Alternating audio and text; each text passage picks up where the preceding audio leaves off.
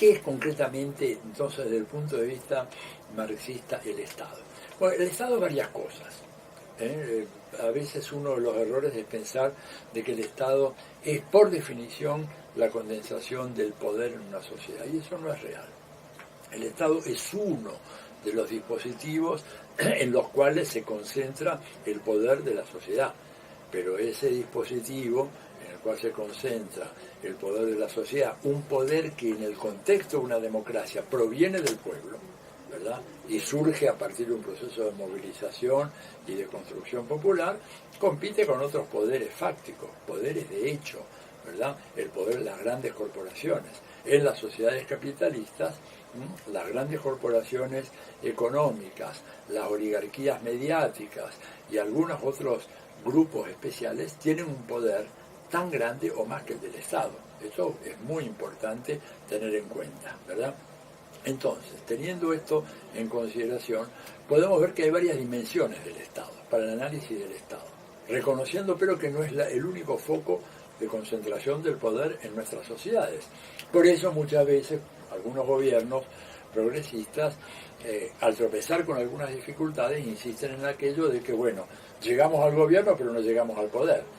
Yo corregiría esa fórmula diciendo llegaron al poder, pero llegaron a uno de los poderes que hay en la sociedad capitalista, que no es el único, ¿verdad? Y resulta que ese poder es menos poderoso, valga la pequeña redundancia, que el poder de las grandes corporaciones, ¿verdad? Que en muchos países, piensen ustedes, en muchos países, que son las cifras de ventas de Microsoft, o de Google, o de Toyota, o de General Motors, o de Walmart, son muy superiores las cifras de ventas anuales al Producto Bruto de países como Argentina. Entonces, ignorar esa realidad nos puede llevar a una conclusión política práctica desastrosa. Dicho esto, el Estado es, por una parte, un conjunto de aparatos. No es un solo aparato, sino un conjunto de aparatos. Para no caer en la idea de que es un aparato monolítico. Es un aparato muy diferenciado.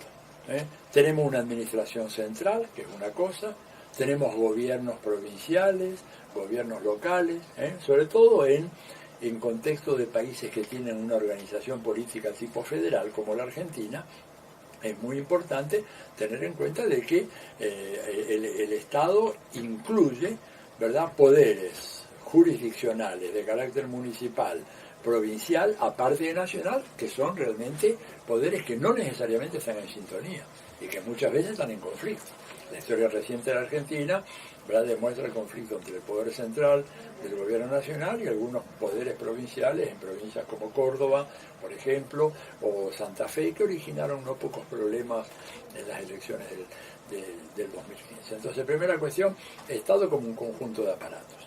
En segundo lugar, el Estado también tiene otro componente, que es una burocracia, que no necesariamente responde a la orientación que se le quiere dar a un Estado en una coyuntura determinada.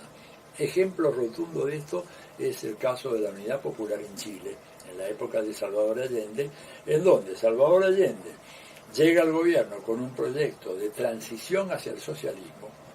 No era un proyecto socialista, era de transición hacia el socialismo, y él dio pasos muy importantes que hay que ser revalorizados en este momento. Nacionalizó las grandes empresas mineras norteamericanas, nacionalizó la AT&T, nacionalizó la banca, hizo la reforma agraria, control del comercio exterior. O sea, el programa de transformaciones que puso en marcha Salvador Allende fue realmente un programa impresionante. Pero si esa era la orientación del Estado, el comportamiento de la burocracia estatal era completamente diferente, lo cual quiere decir que es un componente del Estado, la burocracia, que no responde linealmente ni mecánicamente a los impulsos que se originan desde las alturas del aparato estatal. Podemos tener un gobierno que quiere en una dirección, pero la burocracia del Estado va en otra. Y Salvador Allende lo dijo con una expresión muy gráfica que no se me va a olvidar jamás, se la escuché a él, yo vivía en Chile en aquellos años, cuando dijo, tenemos problemas en este proceso de cambio porque la burocracia atornilla al revés. La burocracia del Estado está atornillando al revés, por lo tanto, en lugar de atornillar correctamente de izquierda a derecha para que entre el tornillo, ese atornilla al revés y produce el atascamiento. Y es